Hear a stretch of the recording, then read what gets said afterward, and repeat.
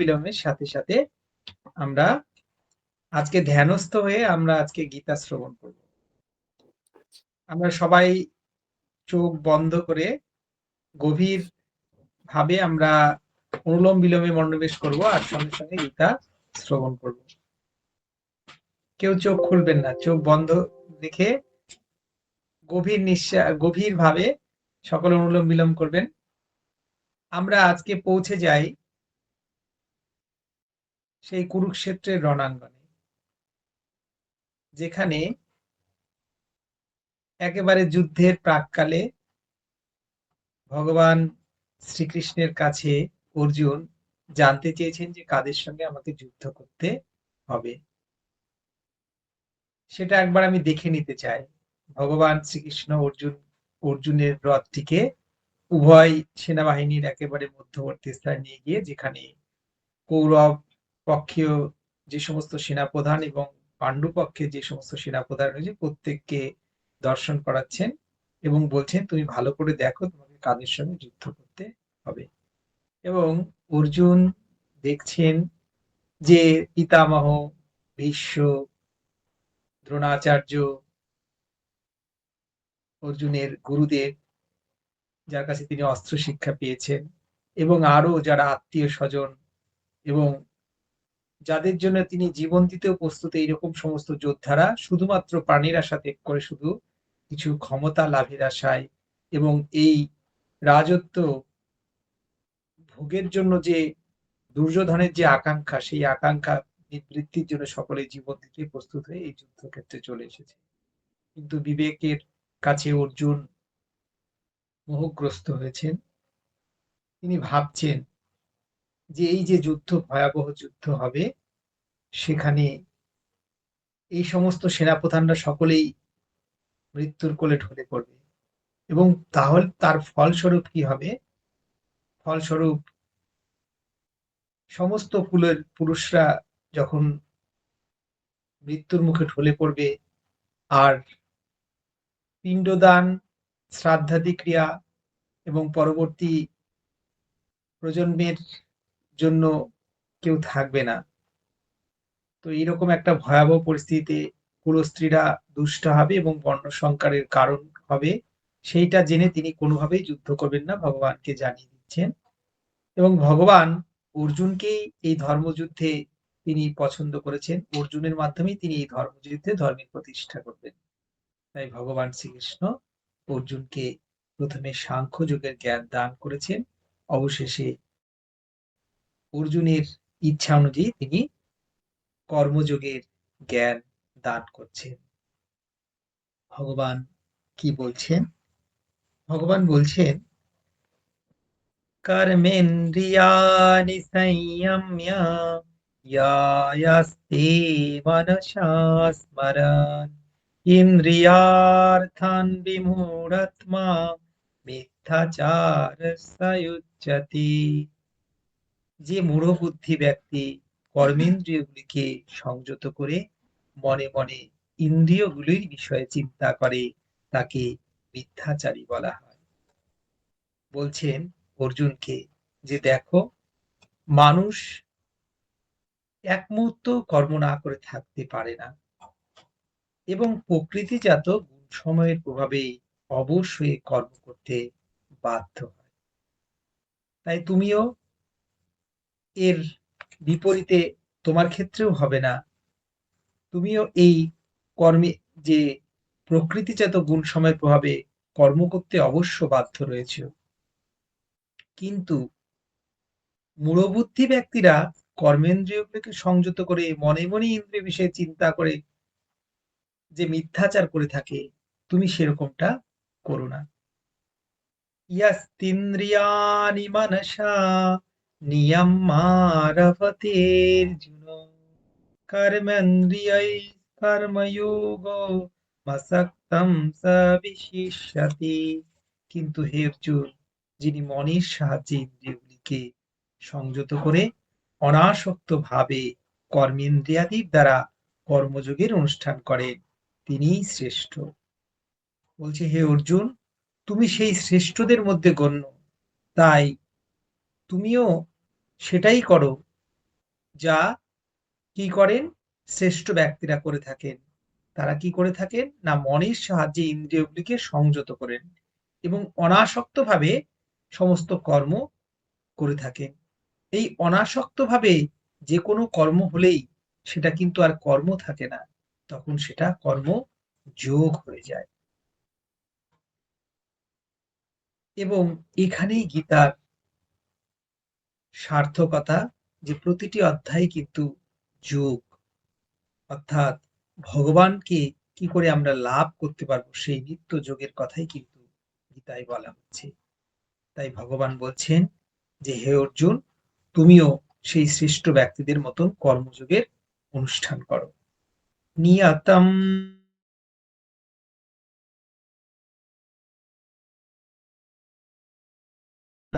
ইয়ো শরীরো যত্রাপি চতে না প্রসিদ্ধেদ কর্মণঃ। তুমি শাস্ত্রবিহিত কর্তব্য কর্ম করো, কারণ কর্ম না করা অপেক্ষা কর্ম করা শ্রেয়, এবং কর্ম না করলে তোমার দেহযাত্রাও নির্বাহ হবে না। এবং ভগবান শ্রীকৃষ্ণ অর্জুনকে উদ্দেশ্য করে আমাদের মতন কলিহত জীবকেই যেন জানাচ্ছেন যে যেহেতু এক নয়, তাই আমরা অবশ্যই কর্ম করব এবং কর্ম করব অনাসক্ত ভাবে, এবং শাস্ত্রবিহিত কর্ম অবশ্যই আমরা করব। আমাদের শাস্ত্রে সনাতন, আমরা হিন্দু, সনাতন হিন্দু হিসেবে আমরা যখন নিজেকে উপলব্ধি করার চেষ্টা করি এবং সেই সনাতন সংস্কৃতি, আমাদের পূর্বজরা যে সমস্ত শাস্ত্রবিহিত কর্মের কথা বলে গেছেন সেগুলো আমরা অবশ্যই পালন করব। এবং বলছে এই সমস্ত যদি কর্ম তুমি না করো তাহলে তোমার দেহযাত্রাও নির্বাহ হবে না। यज्ञार्थात् कर्मणोऽन्यत्रियो लोकोऽयं कर्मबन्धनः तदर्थं कर्म कौन्तेय मुक्तसंज्ञः समाचरः। যজ্ঞের নিমিত্ত কর্ম ভিন্ন, অন্য কর্ম বন্ধনের কারণ হয়। অতএব হে কন্তেয়, তুমি আসক্তি শূন্য হয়ে শুধুমাত্র যজ্ঞার্থে কর্ম করো। অর্থাৎ যা কিছু কর্ম করা হবে আসক্তি শূন্য হয়ে, তাহলে কি হবে? সহ যজ্ঞা প্রজা সৃষ্টা পুরোবাচ প্রজাপতি অনিনা প্রসবি বিশ্বমিষ্ট কামধু। প্রজাপতি ব্রহ্মা কল্পারম্ভে যজ্ঞের সঙ্গে প্রজা সৃষ্টি করে বলেছেন, তোমরা এই যজ্ঞের দ্বারা সমৃদ্ধ হও এবং যজ্ঞ তোমাদের অভীষ্ট ফল প্রদান করবে। তাই আমরাও অবশ্যই যজ্ঞ করব, এবং কলিতে নাম যজ্ঞ হচ্ছে সর্বোত্তম শ্রেষ্ঠ।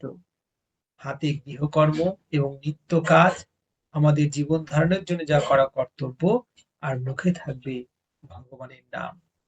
জীবনের এমন একটাও যেন মুহূর্ত না যায় যখন আমরা ভুলে যাই ভগবানকে। শাস্ত্রে বলা হয়েছে বিধি আর নিষেধ। বিধি হচ্ছে কদাচ প্রভুকে না ভোলা, বিধি হচ্ছেন সর্বদা প্রভুর নাম স্মরণে রাখা, আর নিষেধ হচ্ছে কদাচ তাকে না ভোলা। অর্থাৎ আমাদের সমস্ত কর্মের মধ্যে যে প্রভু এটা আমাকে দিয়ে করিয়ে নিচ্ছেন, প্রভু আমাকে এই দায়িত্ব দিয়েছেন সংসার পালনের, প্রভু আমাকে এই সমস্ত, আমার মধ্যে দিয়ে প্রভুর এই ইচ্ছা পরিব্যাপ্ত হবে, এই ইচ্ছা প্রকাশিত হবে। আমরা এই ভাব নিয়ে সমস্ত কর্ম এবং জীবনের প্রতিটি ক্ষণ যদি আমরা সেইভাবে প্রবাহিত করি, তাহলেই কিন্তু ভগবানকে লাভ করা সম্ভব হবে। এইভাবেই ভগবান শ্রীকৃষ্ণ অর্জুনকে সেই কুরুক্ষেত্রের রণাঙ্গনে দাঁড়িয়ে কর্মযোগীর জ্ঞান দান করছেন, এবং সঞ্জয় সেটা মানস চক্ষে দেখছেন। আমরাও সঞ্জয়ের দৃষ্টিতে সেটা দেখছি, এবং আমরা ভগবানের কথা যেন শ্রবণ করতে পারছি। তিনি গীতায় স্বয়ং তো একথা অর্জুনকে বলছেন। সেই জ্ঞান আমরা জীবনে ধারণ করার চেষ্টা করব, এবং নিত্য নিত্য প্রভুর সেই ভাব আমাদের মধ্যে উদ্ভাসিত হোক, আমাদের জীবনে পূর্ণ হোক। অর্জুনকে যেমন ভগবান জ্ঞান দান করে তার জীবনে তিনি পূর্ণতা দিয়েছেন, আমাদেরও সেই জ্ঞান আমাদের মধ্যে প্রবাহিত হোক এবং অন্তিমে এসে যেন আমরা ভগবানের চরণে এই বলে নিজেকে সমর্পণ করতে পারি যে, হে প্রভু, তুমিই সব। তোমাকে পেলে আর জগতে কোনো কিছুই পাওয়ার বাকি থাকে না। তাই তুমি আমার জীবনের মার্গদর্শী হও এবং অন্তিমে যেন তোমার চরণেই আমরা স্থিতি লাভ করতে পারি। গঙ্গা গীতা চ সাবিত্রী সীতা সত্যা প্রতিব্রতা ব্রহ্মাবলির্ব্রহ্ম বিদ্যা ত্রিসন্ধ্যা মুক্তিগেহিনী অর্ধমাত্রা চিদানন্দা ভবগ্নির্ভ্রান্তিনাশিনী বেদত্রয়ী পরানন্দা তত্ত্বার্থ জ্ঞানমঞ্জুরি। ও গীতা গীতা গীতা ওম শ্রীকৃষ্ণার্পণমস্তু। योगेशं सच्चिदानन्द वासुदेवो व्रजप्रियं धर्मसंस्थापकौ वीरं कृष्णो वन्दे जगद्गुरु। শ্রীকৃষ্ণ বন্দে জগদ্গুরু। এবারে আমরা ধীরে ধীরে আমাদের সেই কুরুক্ষেত্রের রণাঙ্গন থেকে আমাদের মনকে আমরা ফিরিয়ে নিয়ে আসবো এই দিনের মধ্যে এবং এসে আমরা আস্তে আস্তে প্রথমে আমরা ভামরি করে নেব এবং তারপর উদ্গ্রীব করব। 5 বার প্রথমে আমরা ধীরে ধীরে ভামরি করে নিই। ও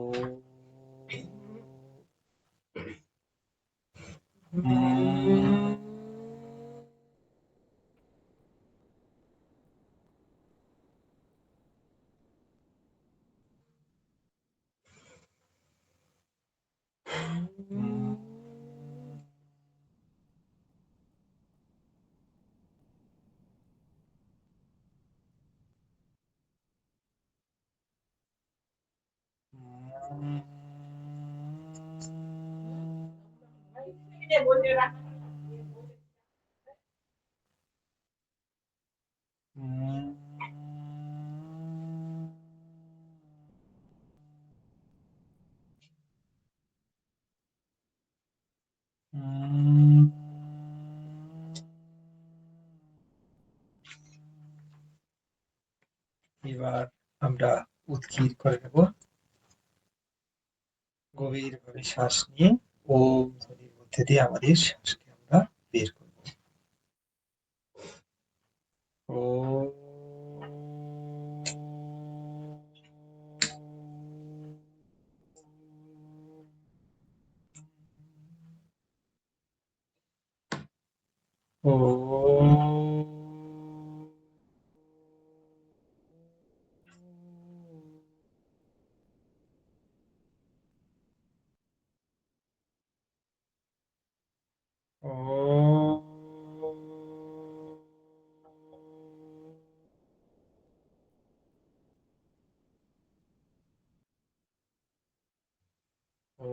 শান্তি শান্তি শান্তি। এবার আমরা একটু সঙ্গে সঙ্গে প্রণব ধ্যান করে নেব। হে প্রভু, জীবন আমাদের সুন্দর করুন, নির্মল করুন। প্রতিদিন যেন আমরা যোগ প্রাণায়াম করতে পারি সেই সময়, সেই সামর্থ্য, সেই সুযোগ এবং সেই ইচ্ছা আমাদের প্রদান করেন প্রভু। আমরা যেন নিজে ভালো থাকি, অন্যকেও ভালো রাখতে পারি। আমাদের দ্বারা এমন কোনো কর্ম না হয় যা অন্যের ক্লেশের কারণ হয়। এবং প্রভু, আমাদের মধ্যে দিয়ে তোমারই ইচ্ছা ব্যাপ্ত হোক। আমরা ব্রহ্মা, বিষ্ণু, মহেশ্বরের উদ্দেশ্যে প্রণাম জানাবো। এবারে আমরা ইষ্টদেবের উদ্দেশ্যেও প্রণাম জানাবো। যার যার ইষ্টদেব এবং সর্বোপরি রাধা গোবিন্দের চরণে আমরা প্রণতি জানাবো। আস্তে আস্তে আমরা প্রথমে আমাদের হাত ঘর্ষণ করে চোখে এবং মুখে, তারপর যেখানে যার ব্যথা বেদনা রয়েছে সেখানে আমরা লাগাবো এবং তারপর আমরা আস্তে আস্তে আমাদের চোখ খুলবো।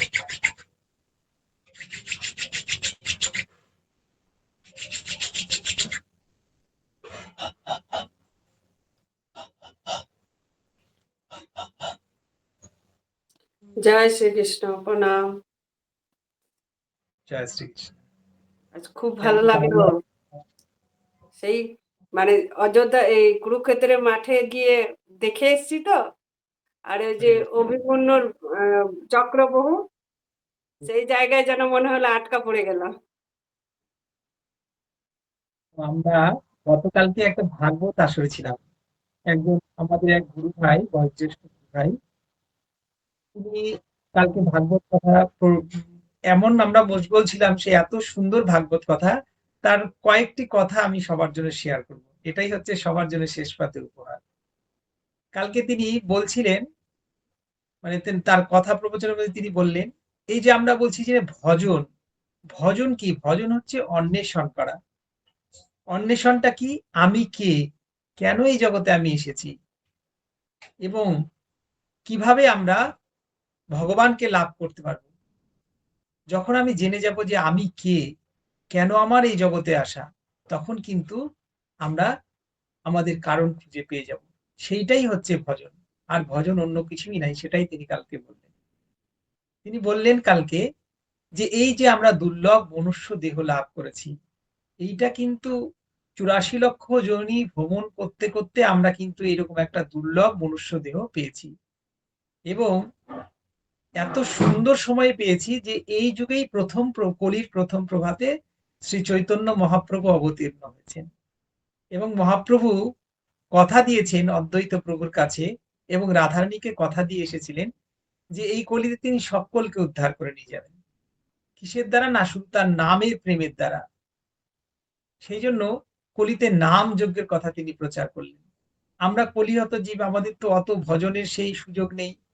আমরা সেই অত অত যজ্ঞ, মন মন ঘি ঢেলে আমরা যজ্ঞও করতে পারবো না, 1000 বছর তপস্যাও করতে পারবো না।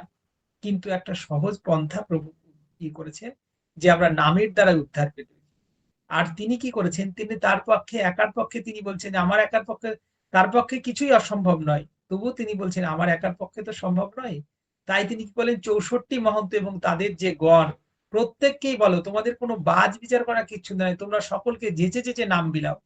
এইভাবে তিনি সমস্ত বৈষ্ণবদের মধ্যে দিয়ে কলিতে এখনো তিনি নাম প্রচার করে চলেছেন। তার নাম কিন্তু এখনো সমস্ত জায়গায় তার নামের প্রচার চলছে এবং বিশ্বময় তার নাম যে প্রচারিত হচ্ছে সেইটা কিন্তু আমরা উপলব্ধি করতে পারছি, আমরা দেখতে পাচ্ছি আমাদের এই মানুষ চোখে বা শ্রবণ করতে পারছি যে চারিদিকে এখন কিন্তু নামের বন্যা। তো এই বন্যায় যদি আমরা নিজেদেরকে না ভাসাতে পারি, তাহলে কিন্তু আমরাও সেই বাঁচার দলে পড়ে যাব, যে আর পাওয়া হবে না, প্রভুকে লাভ করা হবে না, সে উদ্ধার হতে পারবো না। তাহলে আমাদেরকে আবার 84 লক্ষ জনই ভ্রমণ করতে হবে এবং তবুও সেই এই কলিতে, সেই যেই কলিতে মহাপ্রভু অবতীর্ণ হয়েছেন সেটা তো আবার, এটা তো বহমান রয়েছে। সেই সময় মহাপ্রভুর যুগে আর আসা আমাদের সম্ভব হবে কি হবে না, সেটা কিন্তু আমরা বলতে পারবো না। তাই অবশ্য অবশ্য আমরা যখন এরকম দুর্লভ একটা মনুষ্য দেহ পেয়েছি, আর আমরা যখন জানতে পেরেছি যে নামের দ্বারাই সব প্রাপ্তি সম্ভব, তাহলে আমরা কিন্তু এটাতে কোনো কার্পণ্য করবো না। আর উনি বললেন কালকে যে আমাদের এই যে দেহ, আমরা নারী পুরুষ এইটা কিন্তু ভেদ, এটা ভাব নিয়ে চললে চলবে না। আমাদের আমাদের একটা সাধক রূপ রয়েছে, নবদ্বীপ স্বরূপে, বৃন্দাবন স্বরূপে। তো সেই সাধক আমরা যে আমি কে, এইটা কল্পনা করতে গেলে যে আমি অমুকের ছেলে বা অমুকের মেয়ে, এইরকম ভাবে আমি কে খুঁজলে কিন্তু অন্বেষণ করলে হবে না। আমি হচ্ছি, প্রত্যেকেই আমরা হচ্ছি সাধক দাস, কেউ ছেলে কেউ মেয়ে নয়। জগতে একমাত্র অনাদিরাদি গোবিন্দই হচ্ছে পরম পুরুষ, আর সকলেই হচ্ছে নারী। কিন্তু আবার সাধক রূপে নবদ্বীপ স্বরূপে কিন্তু সকলেই হচ্ছে তার দাস।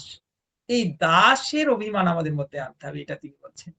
এবং যারা ভজন করতে যায়, আমাদের যদি কোনো কিছু পেতে হয়, তাহলে কিন্তু আমাদেরকে আরতি, অর্থাৎ হলো না, করা হলো না, এই যে আক্ষেপ, এই যে অনুশোচনা, সেটা মহাপ্রভু স্বয়ং যখন গম্ভীরায় লীলা করেছেন, তখন তিনি কিন্তু এটা দেখিয়ে দিয়েছেন যে তার জীবনে তিনি আক্ষেপ করেছেন যে আর কৃষ্ণকে পাওয়া হলো না। হা কৃষ্ণ বলে তিনি কেঁদেছেন। তো সেই জন্যে আমাদের যদি আমরা পেতে চাই, কিছু যদি পেতে চাই, যদি উপলব্ধি করতে চাই, তাহলে কিন্তু আমাদের এই পথ অনুসরণ করতে হবে। এবং সেক্ষেত্রে মঙ্গল দাস ঠাকুরের কথা তিনি বললেন। বিল্লমঙ্গল দাস ঠাকুর, চণ্ডীদাস, তাদের ভজনের দিকে তাকালে আমাদের হবে না। পরবর্তী চৈতন্য মহাপ্রভু যাদেরকে স্বীকৃতি দিলেন, পরবর্তী যারা এসছেন, ষড় গোস্বামী, অষ্ট গোস্বামী, আরো যারা মহন্ত রয়েছেন, তাদের পদাঙ্ক আমাদের অনুসরণ করলেই আমরা সহজে বুঝতে পারবো যে আমাদের কি করণীয়। সেটার জন্য আমাদের সুন্দর সুন্দর গ্রন্থ রয়েছেন, গোস্বামীদের যে গ্রন্থগুলো, যেমন বৃন্দাবন দাস ঠাকুরের চৈতন্য ভাগবত, কৃষ্ণদাস কবিরাজ গোস্বামীর চৈতন্য শ্রী চৈতন্য চরিতামৃতম, এই সমস্ত গ্রন্থগুলো যদি আমরা একটু করে দেখার চেষ্টা করি, তাহলে কিন্তু আমরা সেটা উপলব্ধি করতে পারবো আমাদের কি করতে হবে। এবং আর একটা ভালো কথা তিনি বলেছেন যে আমরা কোথায়, সাধু সঙ্গের কথা বলা হয়েছে, কোথায় সেই সৎ সাধু পাবো, কিন্তু গ্রন্থ আমাদের কাছে আছে। ভগবান নিজে ভাগবত রূপে এবং নিজে এই সমস্ত গ্রন্থ রূপে তিনি আছেন, তার উপদেশে বলি গ্রন্থ রূপে রয়েছে। অতএব গ্রন্থের সঙ্গ যদি আমরা নিবৃত্ত করি, যেমন যিনি এই যে দিদিভাই প্রতিদিন ভাগবত পাঠ করেন, এই ভাগবত পাঠ করেন মানে কি, স্বয়ং তার সুখদেব চরণ গোস্বামীজির সঙ্গ হচ্ছে। সেই পরীক্ষিত মহারাজকে তিনি যে জ্ঞান দান করছেন, তাহলে আমরা যখন পড়ার, তাহলে কিন্তু আমাদের তাদের সঙ্গ হচ্ছে। এই নিবৃত্ত সঙ্গের মধ্যে দিয়ে কিন্তু শুদ্ধভাবে ভগবত ভজন করা সম্ভব। এই জিনিসগুলো উনি কালকে বলেছেন, এইটুকুই আমি ধারণ করতে পেরেছি। আরো অনেক কথাই বলেছেন, তো এইটুকু শেয়ার করলাম। সেটা প্রসাদ রূপেই সকলে আমরা গ্রহণ করে সেটাকে আমরা জীবনে ধারণ করার চেষ্টা করব। জয় শ্রীকৃষ্ণ সকল। জয় শ্রীকৃষ্ণ। খুব ভালো, অনেক কিছু জানা গেল। এমন একজন সাধু মহাত্মা উনি, এত ভালো লাগলো কালকে। কখনো যদি সৌভাগ্য হয় আমরা ওনার কণ্ঠে কখনো শ্রবণ করবো কথা, উনি জীবনে এগুলো করছেন, এগুলো উপলব্ধি করে আমাদেরকে বলছেন। উনি এরকম না যে আমি যেমন বলছি, নিজে কিছুই করছি না, কিন্তু উনি সেটা না, কিন্তু উনি জীবনে এটা পালন করছেন এবং সঙ্গে সঙ্গে তিনি এই উপদেশ করছেন। আচ্ছা, জয় শ্রীকৃষ্ণ। তারপরে দিদিভাই শান্তি মন্ত্র পাঠ হয়ে যাক নাকি? সর্বে ভবন্তু সুখিনঃ, সর্বে সন্তু নিরাময়া, সর্বে ভদ্রাণি পশ্যন্তু, মা কশ্চিৎ দুঃখভাগ্ ভবেৎ।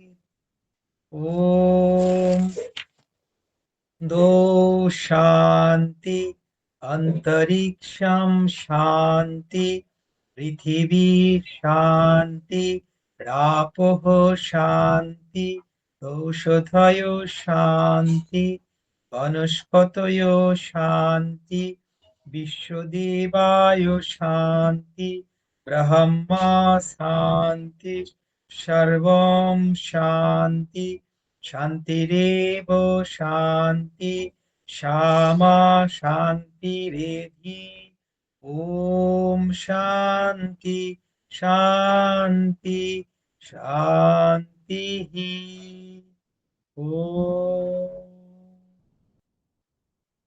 জয় শ্রীকৃষ্ণ সকলকে।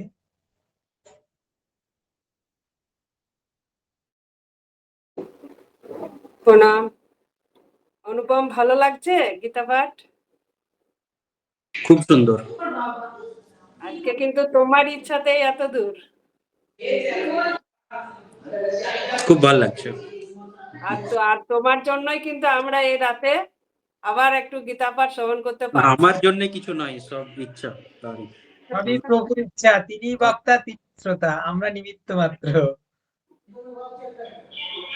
না, এটা এটা ভাইকে বলছি, আমার এত ভালো লাগলো না যে অভিমন্যু, এই যে অভিমন্যু বলছে, অনুপম, অর্পিতা, এরা একটা ব্যাঙ্গালোর মতো জায়গাতে থেকে যে এদের প্রতি, গীতার প্রতি যে আসক্তি রয়েছে, আর গীতা যে হঠাৎ করে ও যখন বলছে, আমি যেন মনে হচ্ছে সত্যিকারে যে সেই দিবা স্বপ্ন বলে না, মানে এরকম কোনোদিন আমি এক্সপেক্টই করিনি যে মানে অনুপম আজকালকার জামানার মানে ছেলে হয়ে ও আধুনিক মানে ইংলিশ মিডিয়ামে পড়াশোনা করে একটা এত ভালো চাকরি করে ভালো পজিশনে থেকে যে মানে ও আধ্যাত্মিকতার কথা বলবে। সত্যি বলছি, বিশ্বাস করো, আমার সেদিনকে হরিদ্বারে চোখ দিয়ে জল চলে এসছে।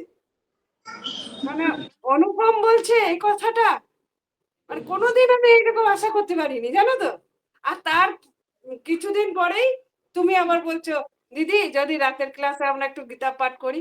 আমি যেন একটা মানে কি বলবো কল্পনা জগতে চলে গেলাম যে কি ভগবানের লীলা। ধরো ভগবানটা এসে বলবে না, এই যে অনুপমের মধ্য দিয়ে বললো, তুমি বলছো হ্যাঁ পাঠ দেবো, কি কিছু একটু যদি গীতার নিয়ে আলোচনা করি কি কিছু, মানে একটা কি সুন্দর আমার একটা আমি দেখলাম আমরা হই না ৩-৪ জন, তাহলে এই যে অনুপম বলো অর্পিতা বলো এই যে আমার ঘরের মানুষ তোমার ঘরের মানুষ একসাথে আমরা কি এতগুলো আত্মা, তার মানে আমরা নিশ্চয়ই খুবই পবিত্র আত্মা। নিজেকে তো মানে প্রত্যেক জনের মধ্যে দেখি যে আমরা সত্যি পবিত্র আত্মা, যে এই আমরা হয়তো সংখ্যাতে অনেক নেই, কিন্তু এই যে পবিত্র আত্মাগুলো একসাথে জড়ো হয়ে আমরা যুক্ত হয়ে যে শ্রবণ করছি আবার রাত্রে, মানে এটা তো বিশাল ব্যাপার একটা। তোমার অডিও অফ আছে ভাই, ভাই তোমার অডিও অফ আছে। এই রেসটা কিন্তু ঘুমের সময়ও থেকে যাবে আর কি। এইটাই অনুভব একদিন আমাকে বলছে যে আন্টি মানে শুরুতে যদি আমাকে হচ্ছে সরি আমাকে একটু যেতে হবে বাইরে, তো আমি শুভরাত্রি। এই এখনই লাবণ্য থাকলে তোমাকে বলতো কৃষ্ণময় রাত্রি শুভরাত্রি নয়। ঠিক আছে, এসো এসো, হ্যাঁ এসো।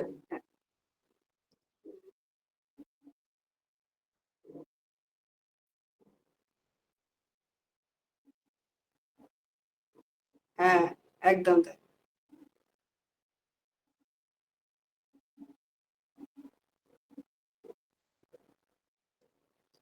ঠিক আছে, অনুভবের প্রতি তো আমি কৃতজ্ঞ, মানে আমি সত্যি বলছি কৃতজ্ঞ থাকেছি এই যে ক্লাসটাতে, মানে এইটা আনার মূলে কিন্তু উদ্যোক্তা। Tata tata. হ্যাঁ দিদি ভাই, আজকে তোমার সেকেন্ড ফ্লোরে করছে, তোমার অডিও বন্ধ আছে, অডিও বন্ধ, অডিওটা খোলো,